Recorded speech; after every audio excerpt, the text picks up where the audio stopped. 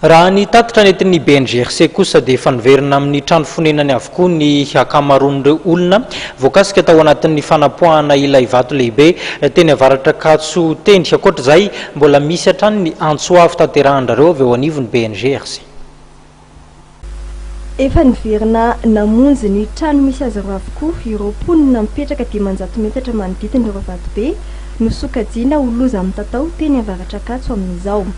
Tsy afaka niverina namonjy ny trano fonen'izy ireo kosa ireo olona nonina tao amin'ireo trano miisa 4 niara ny fahasimbany vokatry ny fanapoahana ireo vato be teny toerana ny alatsinainy teo.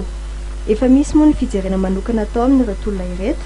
Mifanandrify amin'izay misy ny fepetra raisina mikasika ny fanalana ireo potika vato mbola tavela eny toerana. Ilay olona zany tsy vidy hoe naverina fotsiny fa misy zavatra maromaro tsy maintsy nampahafantarina aby zareo hoe ahoana ny fomba fanalanan'ireo vato sasany mbola tavela reo na le popotina vato niraraka aty ambany aty zany na le ry ambony ery dia nampahafantarina zareo hoe raha ohatra ka hiasan'io vato io zareo dia misy vato sasany mety ho azo asorina, misy sasany tsy azo asorina mihitsy satria lasa manimba le stabilité le sol io na mety koa hoe tokony hitaty le sasany le potiny miala tsikelikely eo izy dia lasa hoe lasa goka be ndreny io. Dia tsy maintsy nampahafantarina zareo zany zay. Le fahasimbana iny moa zany anjaran'ny fanjakana no manana iny fa zay fotsiny dia manoro an'le olona fotsiny inona zavatra tokony hataony zareo. Zay zany tena atao zany zao. Le olona tsy manana trano renakefatra reo aloha zany dia tsy maintsy hovonjena ohatran'ny traboina rehetrarehetra zareo. BNGRC zany manao an'izay.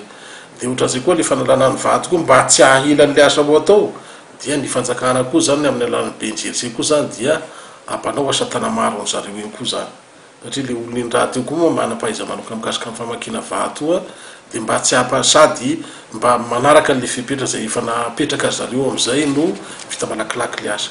Nanamafy ny antso atao amin'ireo vahoaka monina amin'ny havoana sy miorina ambony vatolampy ny BNGRC mba ho malina hatrany ary ampandreny manam-pahefana raha misy ny fahatritrarana tsikaritra.